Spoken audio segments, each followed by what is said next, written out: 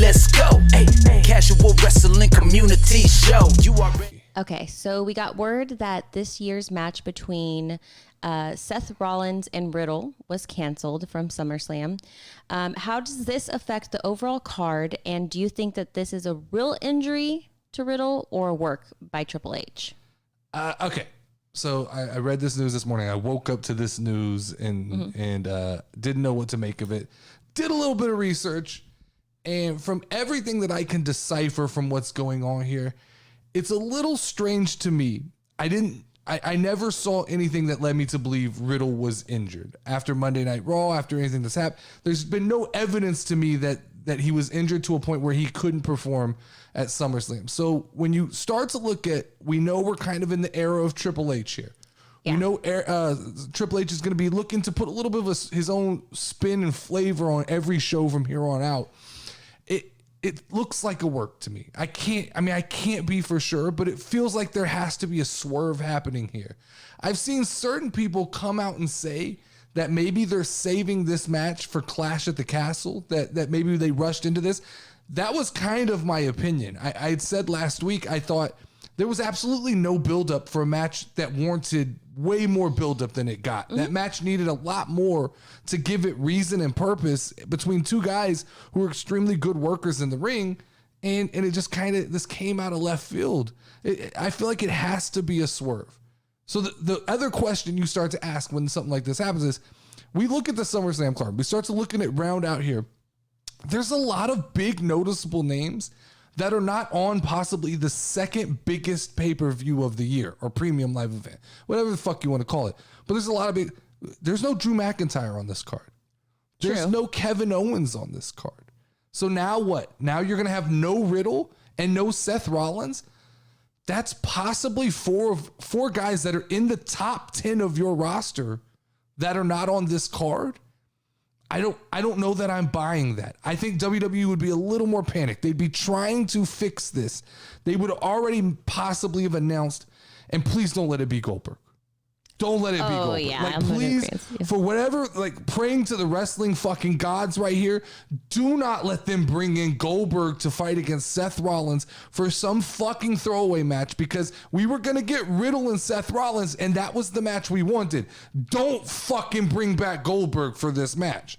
That's not, they hate when I say nobody and I speak for everybody, but I'm going to speak for everybody when I say do it. Nobody wants to see Goldberg versus Seth Rollins. Nobody. I'd absolutely rather get nothing than get that. But then I go, all right, so you have to assume they're going to replace him, right? You think they're going to replace him. Who can you replace Riddle with in this match that makes sense for Seth Rollins? Immediately jumps out, you could do something cool with Edge. They've already got history.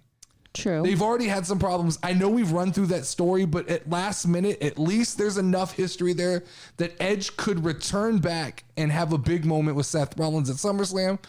The name Bray Wyatt is going to be thrown around every time there could possibly be a surprise. I don't think this is where you do Bray Wyatt. Okay. I just don't believe like the whole Edge and coming back with Bray Wyatt seemed to make sense for me, but I don't know that you throw Bray Wyatt to Seth Rollins right off the bat with no real rhyme or reason. It's just like, hey, Riddle couldn't show up. Bray Wyatt's back. So if Seth Rollins and Bray Wyatt win against each other, who do you think should win? Bray Wyatt. He has to. You can't bring Bray Wyatt back to lose. I mean, that doesn't make any sense. I mean, you can't bring him back to just absolutely bury him again.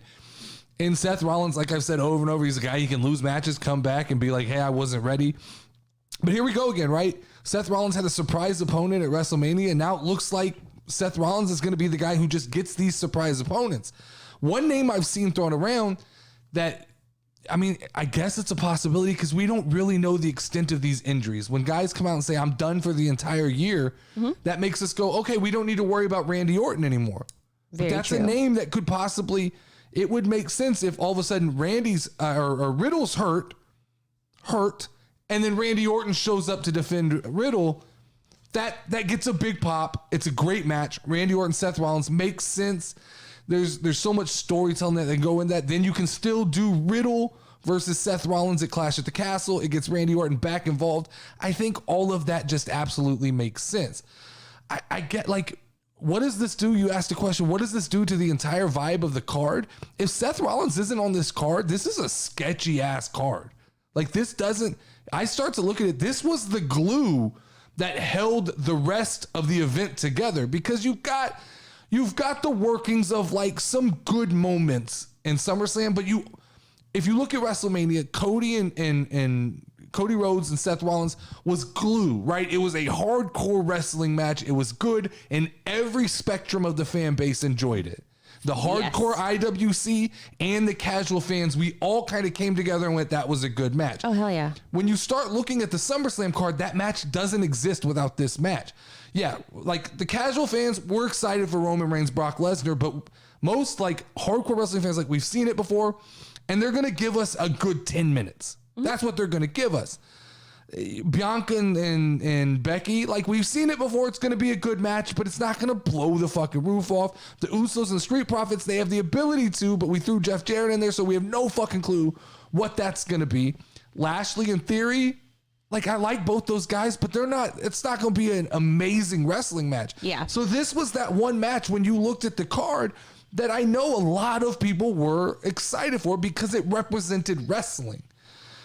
So overall, if this match is just removed from the card, let's just say they remove this match from the card and we get some weird replacement that makes no sense. Because you got to remember, we got Pat McAfee on this card, who's not a quote unquote wrestler. He's a celebrity who does extremely well. We've got Logan Paul, who, here we go, is Logan going to be exposed in this match? He doesn't have the Miz to lean on. If this is actually one-on-one, if they don't do anything on Friday to change this to a tag team match, which I think they still are, I think it's going to end up being the Miz and Ciampa versus AJ Styles and Logan Paul. I think that makes more sense. I'm going to quote you on that. You're going to quote me? Quote you. Yeah, definitely. Yeah. I think that makes more sense. I don't know that throwing Logan Paul into the second biggest event of the year and saying, hey, buddy, you got to wrestle the Miz. And like, now that we've taken another match off the card, it just moves the importance of your match up a little bit. They've got to do something. There's got to be something. You can't have the biggest event of the year, second biggest outside of WrestleMania. I mean, you can't have the second biggest event of the year and not have Seth Rollins involved, and not just in some weird backstage. If Seth Rollins is healthy and able to wrestle, he needs to be in some match. Fucking triple threat, the main event. I don't care what you do, but he needs to be in some match. But I look, and I said it just a second ago, but where are these? What are these big names doing? Why is Drew McIntyre not on this card? I have no idea. Why is Kevin Owens not? Why are we just done with Kevin Owens and Ezekiel? I agree. I really liked that storyline, and I don't know what the hell they're doing. Kevin Owens was the only thing giving Ezekiel purpose to build that character into something that was sustainable. Without Kevin Owens, Ezekiel is just knockoff Elias. Yeah. Without all the cool gimmicks of the guitars and the lights and the concerts, he needed that. Like it was like an escalator, and Kevin Owens was taking him to that top floor and presenting him to the WWE. Here you go.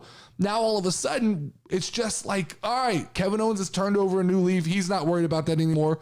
Ezekiel's being placed into tag team matches where they need him, but they've just gone away from that, and both of those guys are stuck on islands. So I don't understand how you try to have WrestleMania without Seth. I mean, I keep saying WrestleMania. SummerSlam. I don't understand how you have SummerSlam with no Seth Rollins. It doesn't make sense. If he's healthy, he has to be on the card.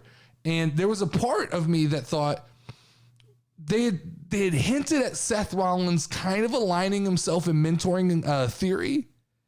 Could he somehow get involved in that main event? They teased a little bit of Seth Rollins and Roman Reigns coming face to face. Is there a way that you insert Seth Rollins into that match where he causes problems and sets up Theory to cash in his briefcase and win the title with Seth Rollins involved? Because what that gives Seth Rollins is Seth Rollins already claims to be a part of the biggest Money in the Bank cash-in ever. So if somehow he facilitated another Money in the Bank cash-in against Roman and Brock, it gives him a little bit of cachet where he goes, even when I don't have the briefcase, I'm manipulating this whole thing. I'm pulling the puppet strings. Now, I don't know. Is that a possibility? It is. One name that I saw thrown out here in the last hour that I thought, oh shit, this could be fun. That was Johnny Gargano from NXT, who left the company, has not signed anywhere else. I think Triple H was a big Johnny guy. Triple H liked him. With Vince gone, that's a guy you could bring back. And there's so much history there. If you remember, I don't know, you kind of watched a little bit of the NXT. Yeah. Theory and Gargano were part of a faction together called The Way. I remember that. So Gargano could get involved. He could beat Seth Rollins and then show up in the main event, because right now it feels like it's Theory against the world, right? It's starting to look like everybody dislikes Theory.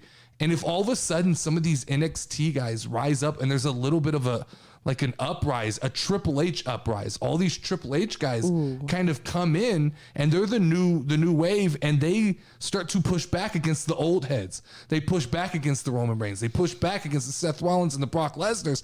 That could be fun. There is something fun about that. So could we get Johnny Gargano versus Seth Rollins? I think that's highly possible. If he's not doing anything, there's rumors that he was hanging out at the WWE Performance Center with his new baby. Like, he's in Nashville. Did read this. He's in Nashville. He's doing autograph signings around SummerSlam, which is normal. True. This is a normal thing. Guys piggyback off of the WWE kind of excitement of the weekend, but he's in Nashville. Yeah. Triple H, he's there. Kind of a lot of a coincidence. Just put his name down on that contract, Triple H, and let's go. Let's get... Oh, man. Johnny Wrestling, Seth Rollins. I'm all about it. I think Seth definitely has to be involved somehow. So whatever it is, well, this is the Tony, I'm excited to see it. This is the Tony Khan special, right? What do you do when all else fails? You just go get another person that we haven't seen in a while and you do surprise entrance. True. And then everybody's fucking excited. Everybody leaves happy. And then you still, the big payoff here is you still get to do Rollins and Riddle at a later point in time when you need that. You put that back in the bag, but you also do introduce a new character immediately into the main event mix. Yeah, I'm excited to see what happens. All right, what else we got?